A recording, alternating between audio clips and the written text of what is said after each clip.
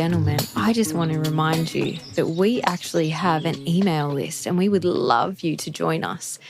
If you want to sign up, go to www.thewizardandthepriestess.com and find your sign up button. Join us today. Ladies and gentlemen, welcome to The Wizard and the Priestess. We are your hosts. You're Nuala. I am Miraculina, as you can see. I've had a change up over here, or you can't see maybe, but if you can, She's got red hair now. you'll understand. This is Matt, Wizard Matt. Same old. Same old. I haven't dyed my hair. Complaining about... Not yet. What are we complaining about today, Matt? Absolutely nothing. Nothing. We are living large. Perfect day. Living divinely, largely as one. We are excited because We have a today... guest. Yes. First ever guest. On the Wizard and Well, the first Priest. official. First guest. official guest. The first one we've invited. Yes, that's true. Okay. After you, Matt. Take it away. I thought you were going to introduce. No, you What do you want me to do? introduce. Our first Our ever first ever guest. guest is one of the two most resilient people I've ever met, and Nuala. Here is, how do you say sir in Spanish? In Spanish. In Swedish. Hang on. What do I know? Spanish. Hola. What's sir in Swedish? They don't have it. This is going really well. Sir Hamps. Sir Hands.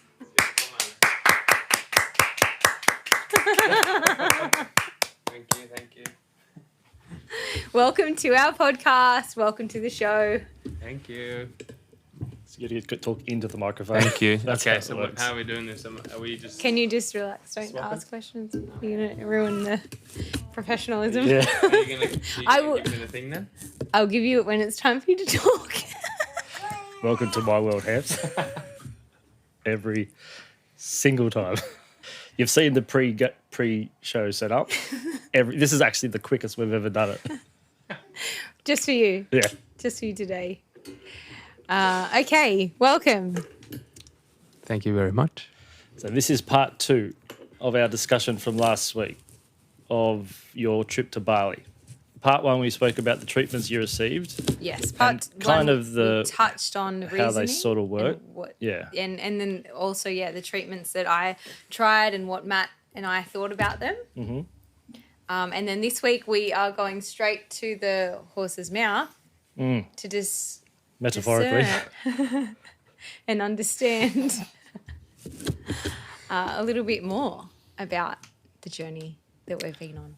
So, Hamps, tell us who you are. What's your story? What's my story? Good question. We should do a Swedish version too. I probably won't Should. contribute that much. But True. Yeah, I'll dress we as should do that. Who are you, Esmeralda? No. What's your... Miraculina, Matt. Sorry. Very clean up. We'll do that in Spanish. Part three. Okay, yeah. Who am I? Born and raised in Sweden and have been in Australia here now for almost 7 years. So I'm obviously Nuala's or Miraculina's partner. Condolences. Yep. It's hard sometimes. Yeah, what else to say? I've been a sportsman back in Sweden from about 15 to 28 years old. What sport was it again? It's called floorball. Floorball. Floorball. It's like a sort of, similar to ice hockey, or that's where it sort of came from. People started playing on the schoolyards and stuff, and then it sort of went indoor. So it's quite similar to ice hockey, but no, not so physical. Is it on ice? No, it's like indoor on a basketball court, Right. you could say, but with a rink, 5 versus 5. Yeah, okay. It's a few similarities, sort of. Yeah, it's a bit hard to explain. You can Google it or YouTube it. Yeah. So I did that and sort of got over that, and I had met Nuala, I don't know, for about 5-6 years when we moved to Australia, and I was done playing and decided to move over here, and Did Nuala coerce you?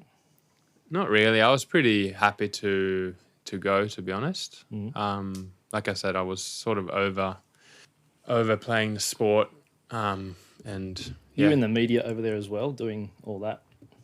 as in if the sport reaches media. Yeah. Yeah, not like massively. I would say, what could it be like in terms of like maybe like soccer is here, sort of. Right. Like it's sort of if something big happens, it would reach like Yep. mass media, but not really that often. Yep. I'd say. Okay. Yep. So, trip to Bali.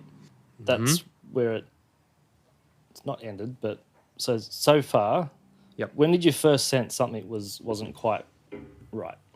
So just in terms of the sickness or whatever, I started getting double vision probably in July last year.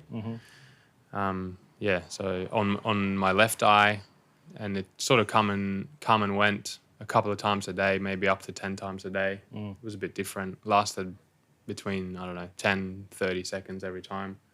And yeah, that just went on for a while, and I guess at the...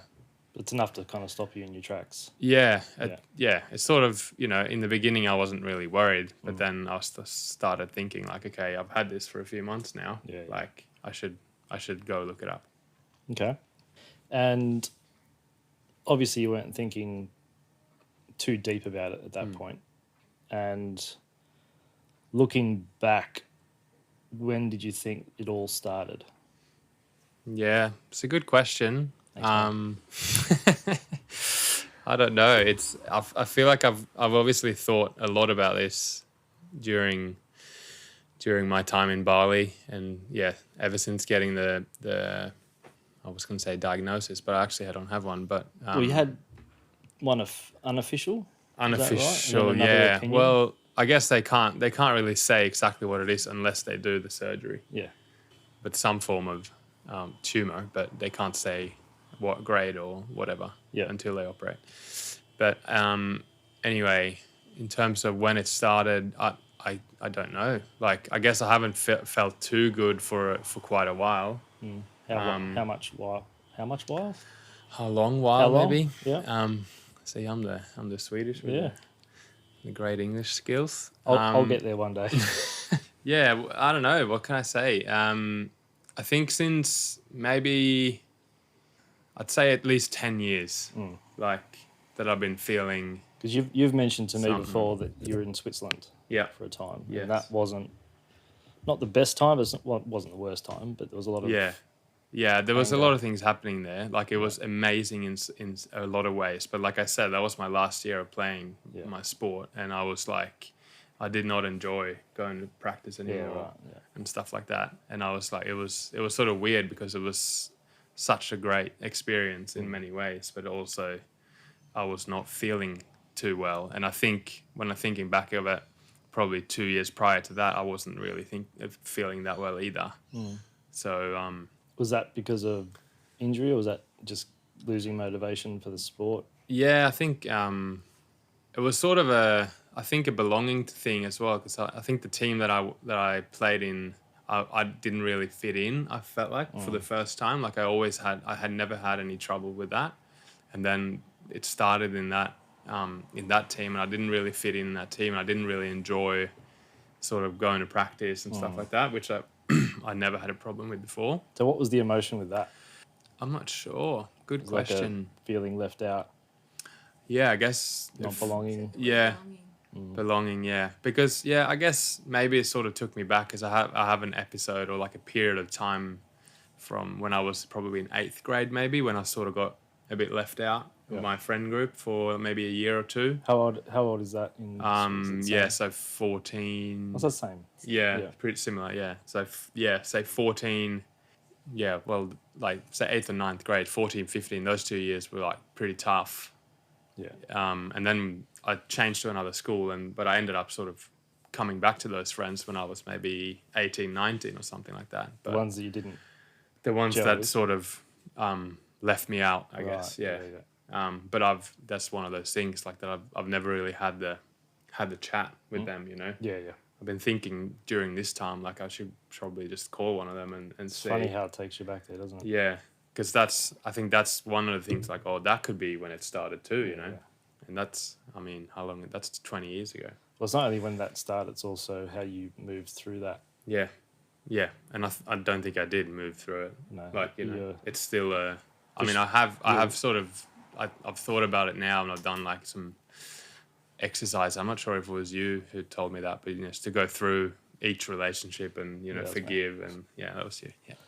Because you're like a pusher downer with Yeah. your emotions. Yes. Yeah. Yeah. So I've had that's been a big thing, not only for that, but for other things too, that I'm not speaking my truth, I guess. Yeah. And how's that been since a little while? Since Just like tell last everyone to month. fuck off now. Well, I've had a few like I guess sort of good experiences with that. I'm trying now in those sort of situations to actually say what I want to say instead of just being like, okay, I don't really like this, but I'm not going to say Just anything do it, because yeah. you're an authority or whatever. Yeah. Yeah. So that leads nicely into the next question. What have you learned about yourself through this thus far? Yeah. Well, that's one of those things. I think That you actually do have a voice. Yeah, I do have a voice, and I need to. It's not so bad. Like most of those times when I've done it now, like say I've done it 3 times, that I've been thinking about. That's significant. Yeah. It's actually turned out great. Like it's actually a Yeah. lot better to just say what you want Yeah, because you feel good yourself, and most of the time the receiver would go, okay, yeah, for sure, And then it's just Or- gone. Yeah. Yeah. So that's a big thing that I'm not. Yeah, that I've been. Yeah, I haven't been speaking my truth, and I've been afraid to like. Afraid of conflict, I guess. Like I'm seeing the conflict, in front of me, and I'm not. Yeah, I'm afraid that it might come. Sort of. What's the sport you play? Is that contact? Oh, like not like rugby contact, but Yeah. like soccer contact. That's unofficial. Yeah, it's physical, contact, but it's not. You can't like tackle someone. Right. Like, So one thing you've learnt about yourself is that you haven't been speaking your truth. Mm-hmm. Is there anything else that you've actually like divulged, like kind of uncovered in like the processing of like sitting with your thoughts and sitting with like that you're like, oh, I was like this and now, now I can see. I don't know. Probably. I just can't really think about it now. I'm sure that you have something that you're like, that you're thinking about now. Do you wanna give me a Talking about hint? voices. Yeah. It's just my mind's just still now. Same. Good to hear you've learnt. Well, what have I thought about these? Let's just. Has there been like a prominent thought / theme going through your head? Like leading up to this before or now? Let's say after? a little bit before and a little bit after. I guess what I can't think of what I was thinking of, but think about how you were thinking about things before this happened, and then how you think about those same things now. Okay. Yeah, that's a good one. Yes. Thank you, Nora. Yeah, I mean, I've been, I guess, like thinking about things in a negative way a lot. Like, Example is, I guess, money wise, for example, or like that sort of, okay, I'm never going to get that car, or, that's too expensive, or just always like worried about money. Okay, something's funny. Could just be a common theme sometimes. Yeah, and doubting myself a lot, and which sort of I think interlinks with the money stuff. But yeah, just doubting myself in a lot of different areas in my life. Like if I'm gonna like cold call someone for work or whatever it is. Even like thinking back when I played my sport, I did that a lot too. Doubted yourself. Doubted myself. Yeah. And I think that was like I could have been so much better player if I actually believed in myself, because I can remember games where I actually sort of sat before the game and was like, for some reason I got into this like, yeah, I'm gonna do well. I'm gonna manifested a good game, and that worked. But a lot of like the times, captain or something? no. I used to be when I was younger, but I was never in a team long enough. Right. I just hopped between teams a fair bit. So no, I wasn't. But yeah, I think if I had a bit, my mindset has definitely been the problem, and that's with everything. So that's definitely been enlightened or like heightened, those sort of like, okay, this is very clear what's been going on. Not the particular lesson, but like, okay, so everything you used to do was doubt yourself. So Yes. now from this moment to now, like from that moment to now, can you express that? Yeah, I guess. Yeah. So the lesson I've learned is that I need to speak nicer to myself. I need like my self-talk needs to be, positive, and I need to boost myself instead of rather than doubting myself. I think is the Have you done that? yes, I have. Yeah, for sure. I've had maybe I understand now where you want to get to, but one of the Welcome to my world. See, it's not just me. yeah. I mean, I am a bit like this too. Like sometimes I just there's a lot going on in my brain maybe. But yeah, one of the things I'm not sure if this is exactly where you wanted to go, but It won't be. one of the things that I definitely that I was super impressed with myself during this period is how locked in I've been on believing in this path. Yeah. I've never had a single doubt since going to Bali of like that if this is going to work or whatever. I've been super, and I think I've never been like that in my life before. I've never been so like headstrong and had full trust in what I'm doing. So that's, I guess, just a really good example of that's what I need to do in all areas of my life. Has that been applied in other areas?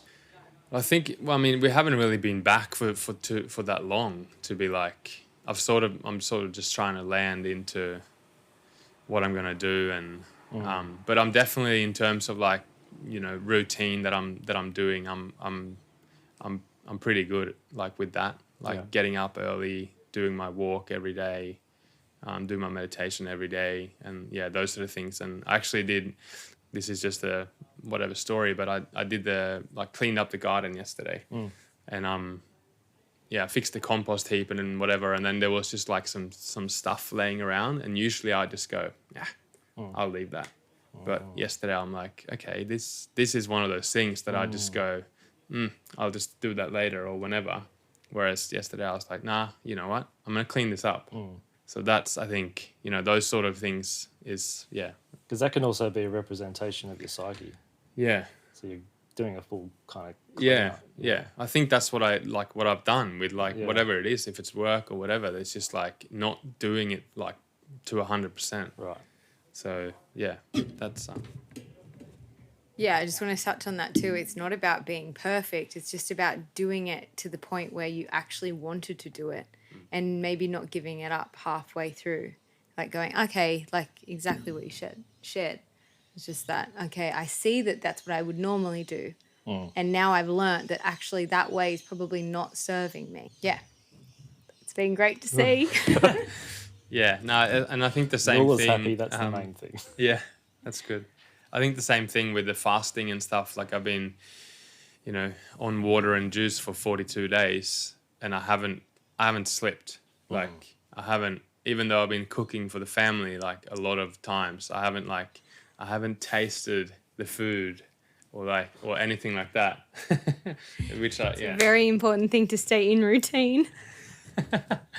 Yeah, for some reason I've been cooking although I'm not eating it. But yeah, that's been good. Stop giving me that look. He actually said to me, you have to confirm this, that it's actually nicer for me to cook because then I can smell the smells and I can be immersed in the energy without missing out completely. And imagine I was cooking and the food I would create and he's like, oh, this stinks. And my kids are like, oh, we don't want to eat dinner. Actually. Yeah, they're not really eating anyway. But I think it's because we've been talking about my moon, all the moon stuff that you're into. I like to provide. I like to cook. Like that feels good to make dinner for you guys, sort of thing. So I think that's a big part of it. Like I want to cook. Just for those listening, he's not looking my way. But, just saying, give everyone the full picture. Yeah, but maybe that's just because I know that you can't really do it. We can just stop there. Next question, Matt. So what role did fear play in all this? Yeah, huge. Well, I guess it got you there, right? Yeah, I guess again, like fear of, which probably stems from whatever happened there in my teenage years, like fear of rejection. Probably is a big one. That's why I guess why I don't want to make that cold call or whatever it is, and that's why I don't want to, stand up for myself towards someone with a higher status or whatever. Am I not in the mic? All of those things is just fear of being rejected, I think. Yeah. So yeah, that's massive. Now you just like, fuck them. Yeah. No, I'm not. Don't care anymore. Hey. I just want to touch on how, like, a piece of fear that is really interesting. And we've spoken about this a few months ago when we, if you go back to maybe, I don't know, when we spoke about maybe episode 45, 46, when we were speaking about when we actually got when we actually found out that there was something going on for Hampus. And we did a big episode like the next day. Yep. And it was probably a little bit vulnerable and we were a bit like unsure of the direction that was going to be taken at that point in time. But I don't know, maybe the reason we did that was because we knew that these were the steps that was going to happen afterwards. But at that point when we shared that, we were talking about fear and we were talking about words and how they inflict fear and they, how they impact us differently. And one thing that happened definitely whilst we traverse this, and something that I want to share, is that the fear that is inflicted on you actually has a huge impact on how you heal and how you work. Well, it disables your immune system. Absolutely. Yeah. So what we found instantly, and would you like to share how it was to go and meet some of the... Sure. Yeah. Was there a question? How was it to meet who? There never is, Ham. But why haven't you answered the question? She didn't say anything. Come on, I'm guys, glad. are you listening to this I'm story? so happy with this now. Just you wait. We'll get another guest in here.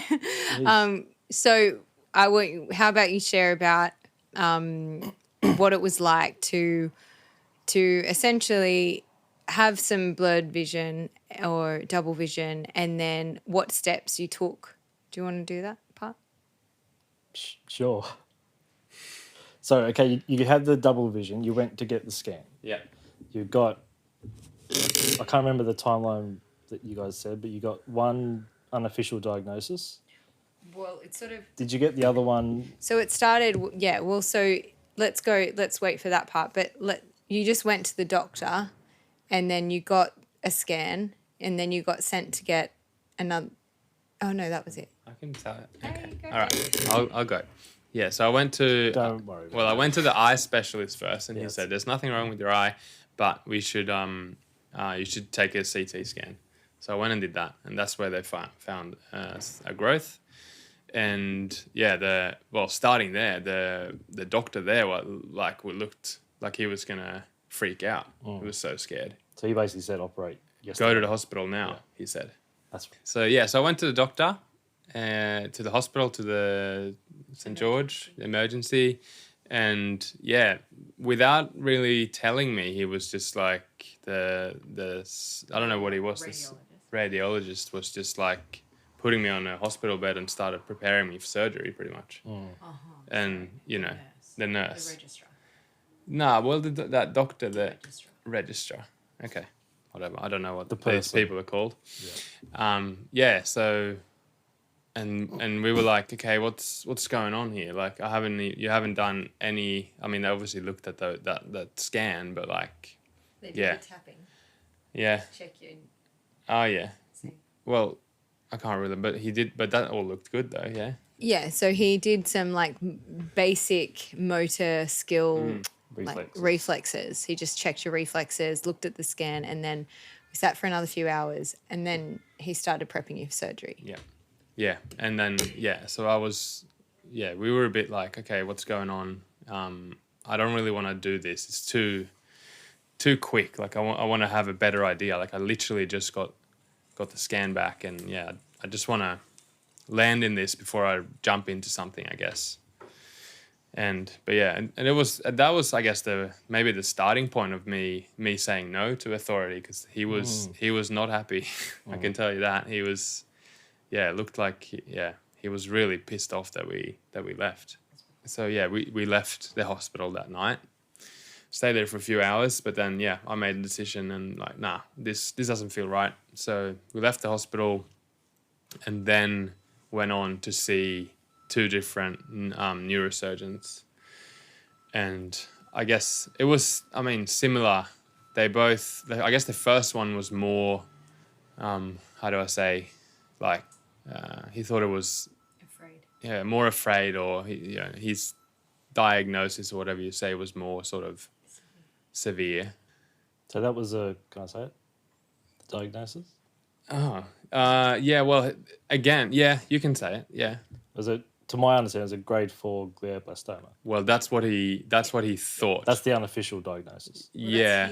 That's his the Yeah. one doctor's unofficial one. Yeah. I'm not sure if the other one. Okay, yeah, both of them had that unofficial. Oh, Okay, that's and great. yeah, grade so grade 3 or 4. grade 4. Sorry. But yeah, First first guy said pretty much that like he was suspecting it was that, and that I should do surgery as quick as possible. Yep. And then we went and saw another one, and he had a bit more positive view on it, but still wanted me to book into surgery within 2 weeks. And so I just want to share a little bit about what it was like as obviously the partner going into these spaces and being essentially told that we can help you buy some time and this is the steps you're going to take. And in obviously shock for us, but also obviously Hampus was fully steadfast in, I don't think I want to do that. So I'm going to move in this direction. But the fear that was the fear was essentially what was going to get them over, like get their story sold. So leaving the hospital, the fear that we got from the registrar, you could leave, you go home and you could die. You'll die in your sleep. It's like, well, I was not probably going to come to the doctor with my double eye vision. Like I didn't even consider that. How much time did I really have? And then we went to the next person and the first doctor. And I mean, the neurosurgeons are neurosurgeons. You know, you're stepping into that office. You're expecting to get someone who's going to tell you about how they're going to surgically remove something from your body, or a particularly neurosurgeon from your brain, or something neurologically connected. So you're kind of expecting that. But the fear that is instilled, like the way that the words are used, aggressively remove things because it can aggressively attack you. We can buy you some time. This is going to come back. This is your path. That it's not, There's no options. no. There's no open discussion.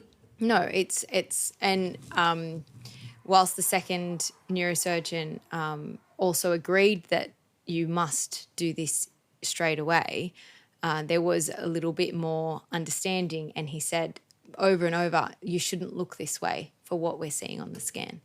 Seeing this scan was the reason I pushed you forward. Seeing you in front of me makes me think that this is not what it seems. And whilst he downgraded his thinking to a grade 3 instead of a grade 4, he was also still so confused that Hampus didn't have anything else. There was no other symptom.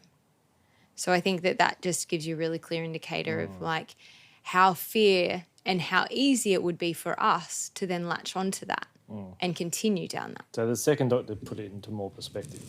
Well, yeah, because he was thinking with his brain and going, hang on a minute, like you have nothing, like reflexes that usually you would have something. There would be an indicator of something out of alignment here. There is nothing. So, and it was simple reflex tests and simple movements from my perspective, but most people would fail those. Yeah, so fear played a role in the way that I think you were able to move it away from you, really. Sound like it woke you up type thing. Yeah, absolutely. I think, yeah. I mean, I've said that to a few people now. Like, I feel like I'm almost blessed that this happened because I've sort of got I've been looking for something to like, I want to change something, but I never know. Careful what you wish for. Yeah. Fuck.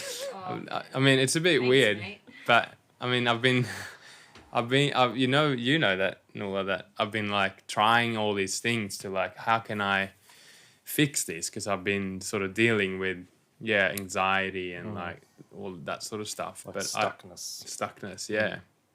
And I've tried, like I said, different things, but it's never done anything really for So me. you chose this. So maybe, no, I mean, obviously, I Sold contracts, eh? sell contracts. Yeah, no, but I'm just seeing it from where I am now. I'm Yeah. well, I feel better than ever. So, and I feel like I've got a new perspective. Like you said, I've sort of up leveled a bit and How much weight have you lost?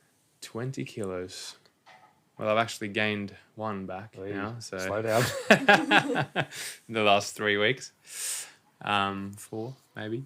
But yeah, lost a lot of weight. Yeah, Yeah. And how are you feeling? feeling really good, very very good. Yeah, feeling 100%. You've lost that heaviness from last time I saw you. Yeah, 20 Literally. kilos of heaviness. literally. I meant, I was talking about other heaviness, but Yeah, no, I feel a lot of people have said appreciate that. for ruining the moment, Dula. A lot of people said that I look, not just that I'm skinny now, but that there's something with my glow or like. I didn't even notice that. Yeah. This year. I look better and I feel a lot better. I have said also like the last few days because we've gone out. I've gone out of my social media. I've got a few like messages and stuff, and that sort of have impacted me a little bit. Because you're exposed to that fear again because everyone's so scared. And everyone's got an opinion. Yeah, exactly. And people then have an opinion. Oh, you should do this, you should do that. We've spoken about the word should, haven't we? Yeah. So, next question. What role has love played? Yeah, I mean, I'm sure the same. Huge role in terms of like we've been talking about that a lot, Nuala and I, about my upbringing. So, not that I don't think my parents, not that I think that they don't love me, but I don't think that they're very good at showing it. And they probably never have been very good at showing it. A lot of parents don't love themselves, so they don't know how to love anyone else. Yeah. From that. Yeah. Or they just pour it all into that bucket. Yeah. So I think that's, obviously would have had a huge impact on me, of course. Well, the parents, they create because you were so young, they have the deepest imprint into your psyche. Yeah. So if we get time, I'll do a little exercise with you. Yeah. I think just in that, like with the love thing as well, because I've never had someone to talk to. Like I think until I met Nuala, I'd say. So say during that period when I was 14 and had a really tough time, I didn't talk about it. I just like sat. I remember sitting at the dinner table. They were sort of asking me a question. I just sat there silent, just like, no, I'm not gonna say anything. And what was that from? Like, what was your reason for not saying anything? Well, I don't know. I guess I just didn't feel like there was never any talk about feelings or anything like that in our home. So there was just not. They would have been thrown out. Yeah, like I mean, actually, I don't know that it would have been thrown out, but like I'm sure they would have received it okay. And like I more and more now like talk about things with my mum and dad, especially my mum. Trying to because I feel confident now to sort of talk to her about these things. But I think back then, I guess, because it never happened and maybe it was embarrassing for me too to do. And I just didn't feel that, openness to express that. And that would have been really hard, I'm imagining, Yeah. So that goes all the way down to the root of our psyche being safe. Yeah. Safe and secure. So how's love playing out now, day to day, on average? What do you mean? Like how I sort of feel? What do you do out of love each day? So so I, I've got my morning routine, which I guess is self love. Absolutely. I wake up early, 5:30 every day, and sometimes earlier because I either wake up myself or a child or something wakes up. But I've been doing that consistently. I go for my walk, do my meditation every day, have that sort of routine to boost myself and get into that like a bit more going, I guess, rather than I used to go to bed maybe at say 10 p.m. and then wake up at 7 and be really tired. I've had 9 hours of sleep. Whereas lately, I've been going to bed pretty late. I've had sort of, almost trouble to sleep. And then even though waking up 5:30 and I've been fine, I've been going through the day and I've been okay. So, yeah, doing that feels really good. That's one thing. I mean, you guys eat organic food. That's another form of Yeah. self-love. I guess in that sense, like the food is obviously going to be massive for me. Like, and I think that's also an interesting thing that has happened and that I've woken up to. I think in terms of food, like I thought I ate pretty well because we usually, or like we try and get organic when we can, but like I sort of realized that I was snacking a lot and I ate a lot of crap, and also doing that late into the evenings. Like I'd have a snack at 9-10 p.m. or whatever, and obviously everything I learned now with the fasting and everything, like my body hasn't had time to actually heal itself during sleep. It's just been digesting food all the time. Well, you keep winding it up. Yeah. And remembering too that the things that you'd eat late, like you'd give yourself that like little snack, but it wouldn't be good. It definitely wouldn't be organic. Everything else would be in our home would be organic, but it would be the top shelf, Hampy's top shelf, that would be like, and we always joke about this because I'm not a snacker. I like snacks and I'll have, like, you guys are both snackers. Where you'll opt for a better option snack. Hampus is happy with whatever snack he can find. I can literally have a block of chocolate up the top of our cupboard and I'll have 1 square a week and it'll take me 8 weeks to get through the 8 squares, I got to up those numbers. Well, it would be gone by 8 weeks because I would eat it. Yeah, it's like, but now I've got so many things that just sit there and I'm like, oh, good, yeah, I wanted that. And it's still there, hasn't been taken. But I guess that's something to just note is just how, that, like, I would call that a, well, this is a heavy thing to say, but like a sort of a self-hate action, or not a self-hate. That feels really horrible. But a bit of a dislike, like Well, it's a compensation opposite of- type reward, yeah. quote unquote reward system. It's a reward system, but it's actually an action of, if we're going to call that self-love is to put yourself first and do those things in that way, giving yourself all these snacks is obviously not coming from love. So maybe you've been forced into love or something from not eating. No, I think it was just like a soothing thing. Like, not feeling so great, just have it like that snack would be soothing. Like that's with any like sort of addictive stuff. Like, yeah. That makes you feel good for 2 minutes. And then, oh, fuck, why did I eat that? Yeah. Yeah, so what I'm saying is it's just not true love. Ah. It's like, it's lust. Ooh, it's lust. Yep. It's lust, which isn't very a high form of love, is it? No. Okay, big question. I'm ready. If we can somehow put a drum roll in this. Do you remember who you were before the world told you? I'd say no, probably. I don't have much memory from my childhood. Excellent. Makes sense, maybe. When would like the world tell me who I am, like in general? It usually goes down to most people are single digits. Right. So the world, Carl Jung said in a quote, if you don't know who you are, the world will tell you. So the world will usually mold us, and it usually starts from parents. Yeah. Because they don't know who they are, but then they force that onto us to know who we are, but then they want us to do what they do or what they want us to do. That's when the moulding kind of starts. But it usually starts from about age 12. Yeah, okay, because I would say that as a parent of young kids, we're moulding them every single day in the way that we think is right. So we could probably have another podcast episode about this, because it is really interesting when we talk about it in this sense.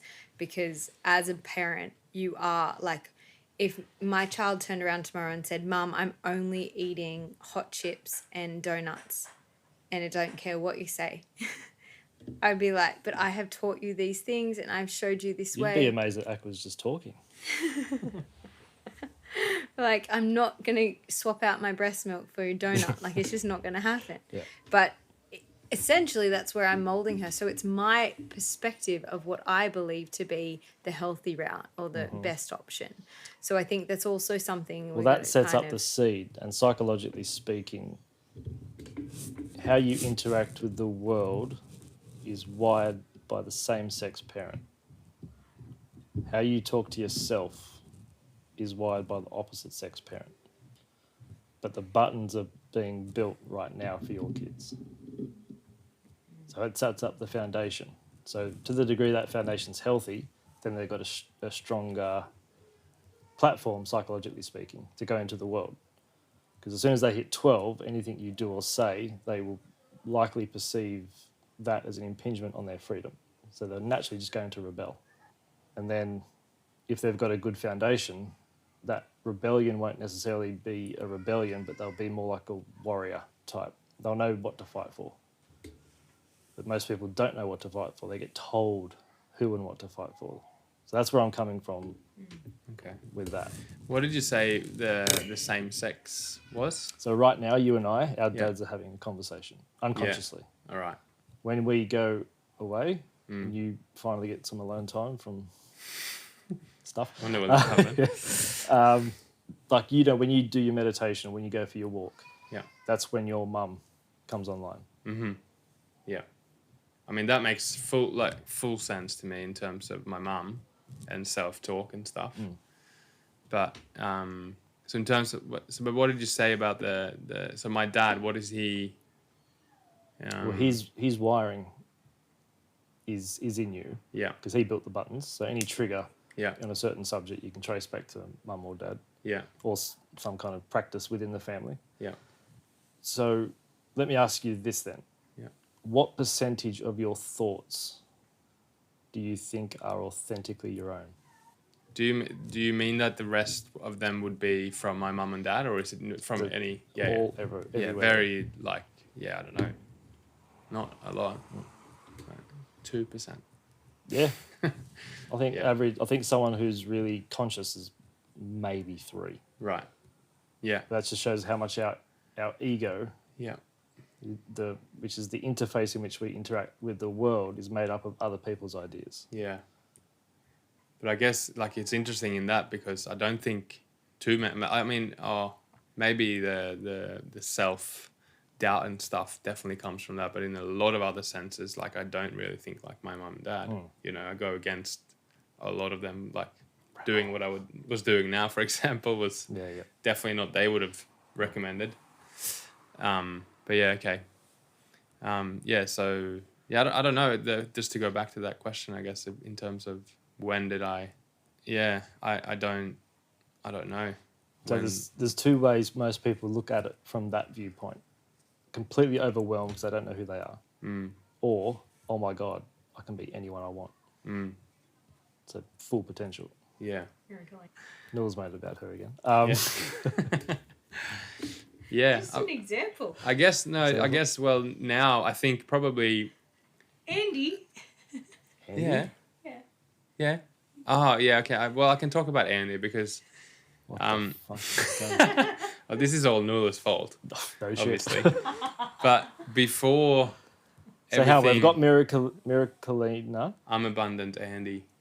I'll tell you about him now because...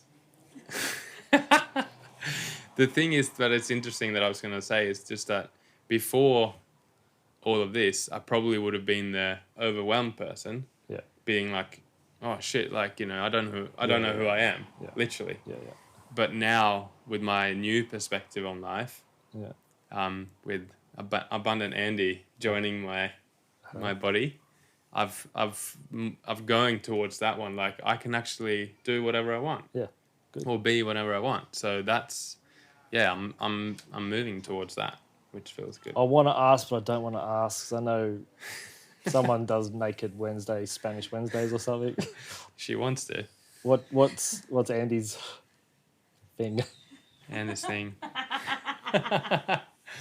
It's more just the. If you want to keep it private, totally cool. Well, you can. I think the main thing is just the abundance.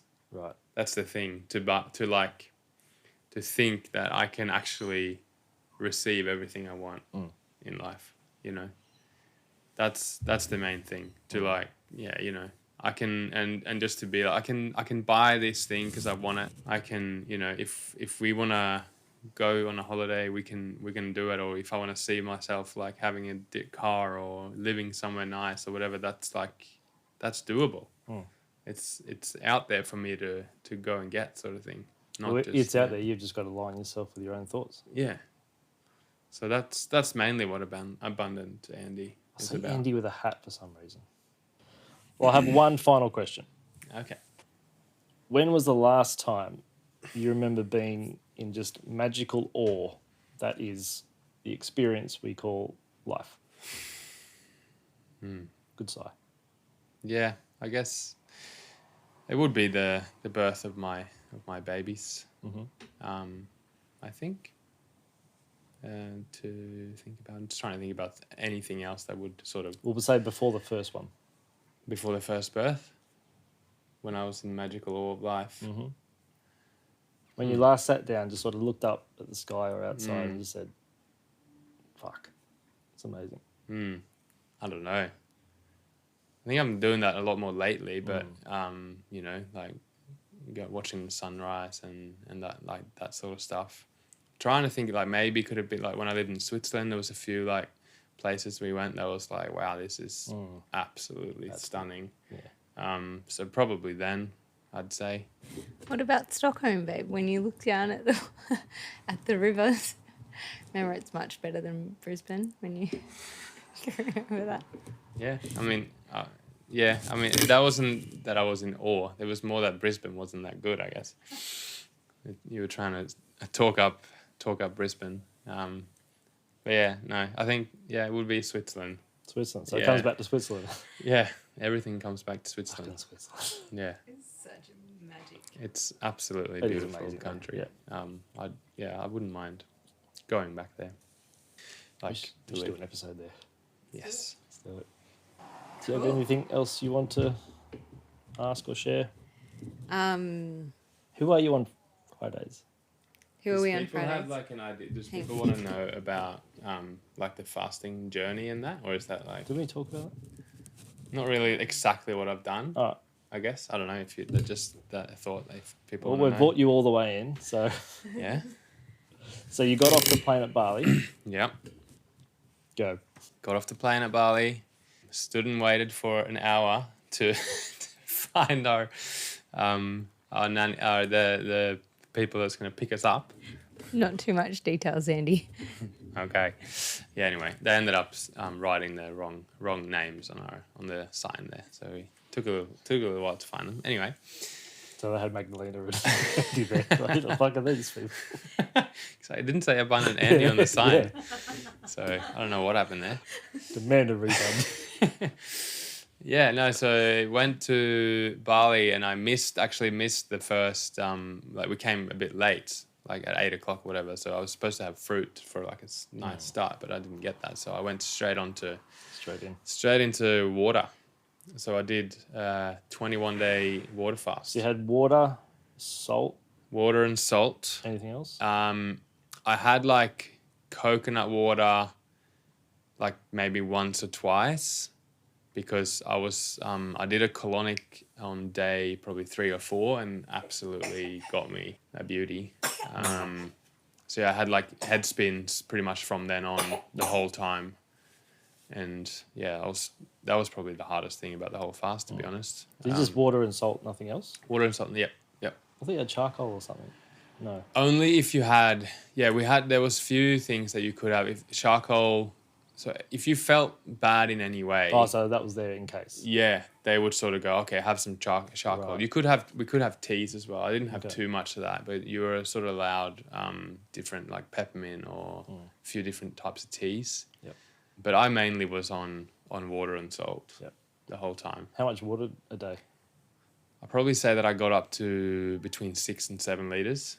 They sort of wanted me to drink 8, but that was really hard. I found it really hard. Salt was really hard to get into me, and the water, the amount of water was very hard to reach that 8 liters that they wanted me to drink. But yeah, I'd say between 6 and 7 I did. So were there many milestones?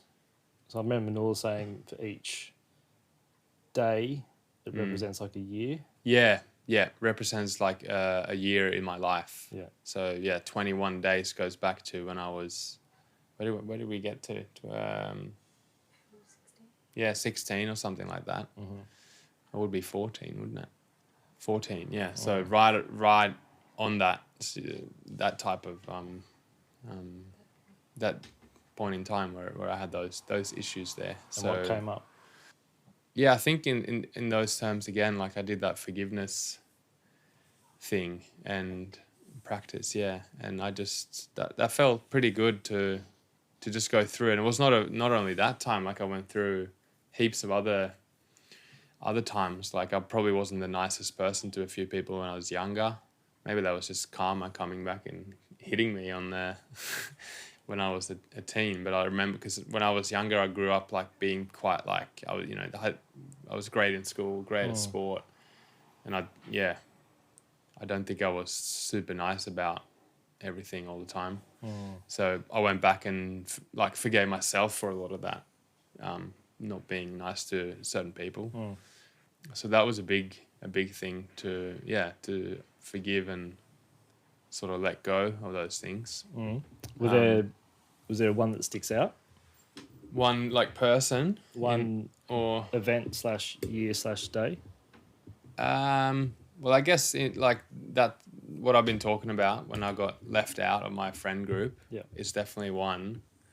And then I think I have a few like old classmates that I wouldn't say I was bullying, because I was also sort of friends with them at times, but it was like, I probably wasn't very nice to them for Was there a lot guilt of the with that, time. or Yeah, a little bit. Yeah. Like, yeah. I've been thinking about that too. Like, should I reach out to them and ask forgiveness? Because I don't you know. wouldn't need to ask forgiveness? You can just say, "I've forgiven myself. I forgive you." Yeah. It's up to them. Yeah, true. But it's just interesting because I have like, now that I think about it, like what did that come from? Why did I feel the need to be like that when I had,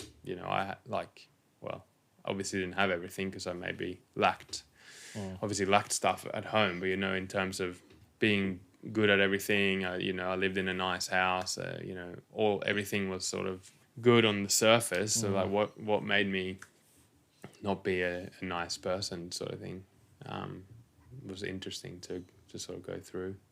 But I feel like there's something there that I've yet to crack as well, even though I've done a lot of that as well.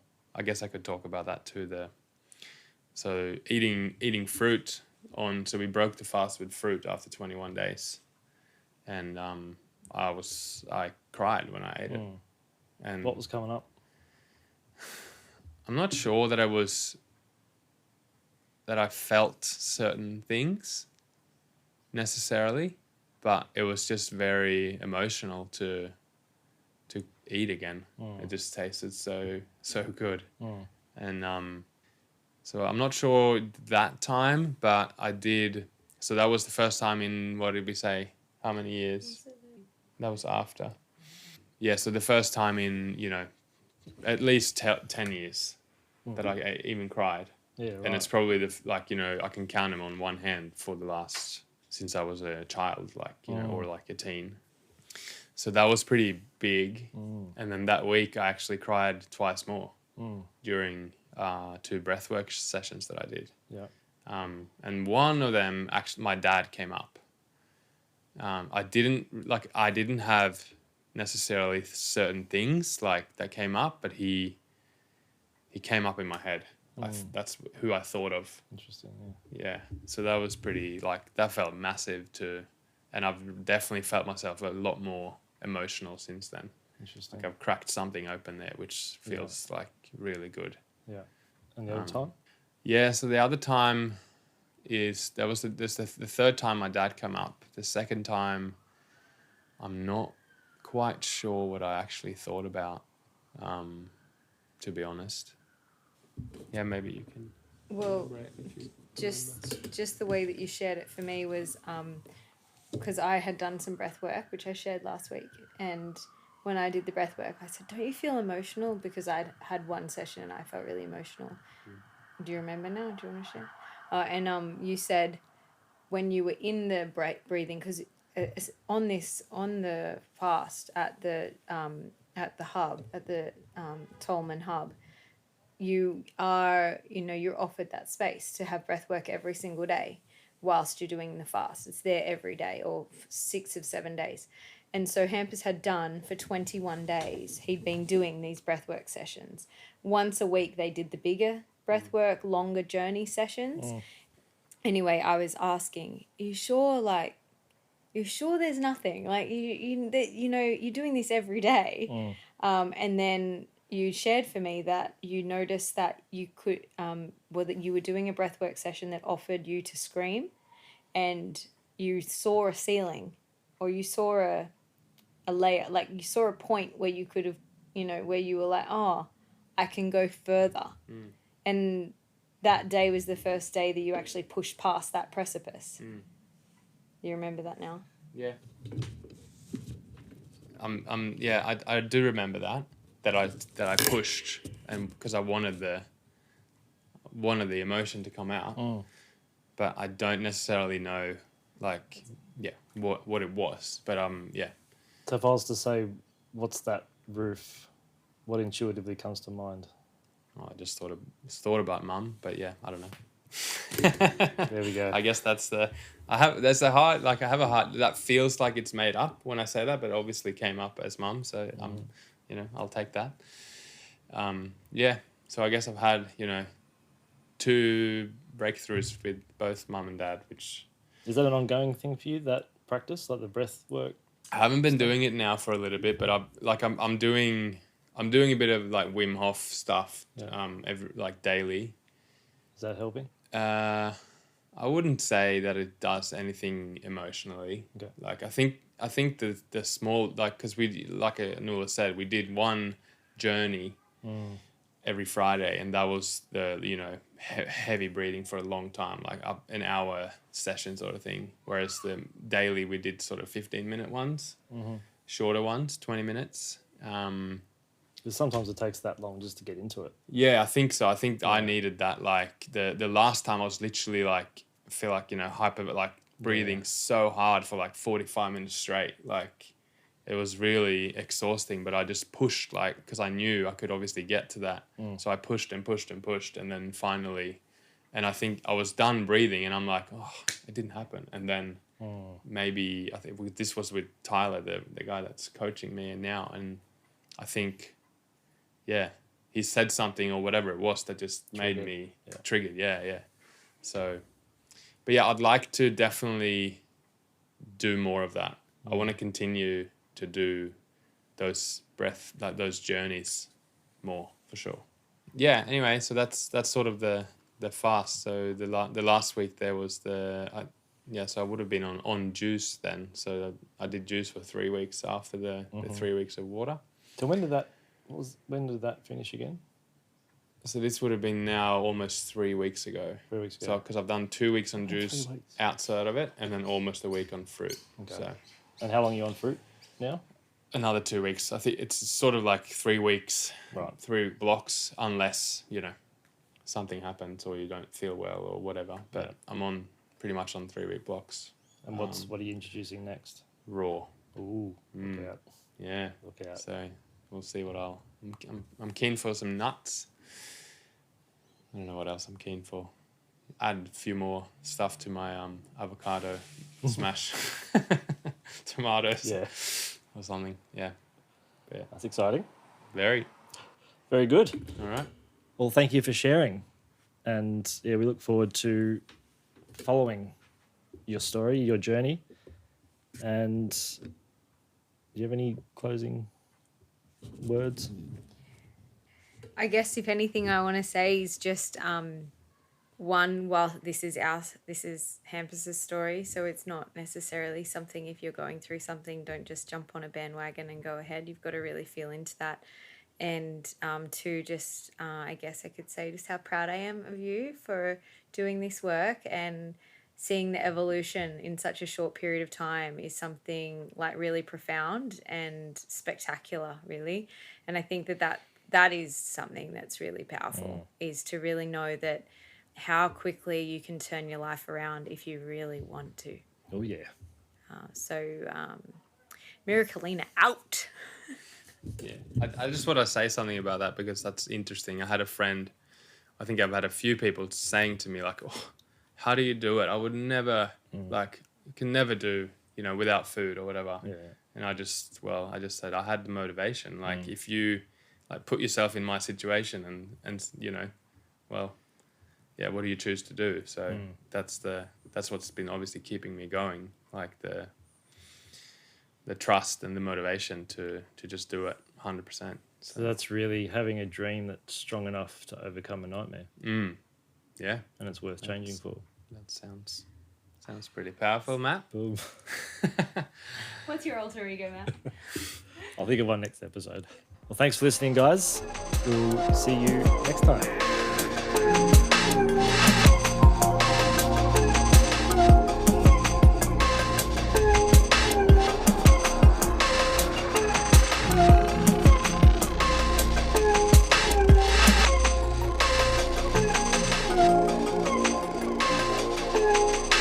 You've been listening to The Wizard and the Priestess.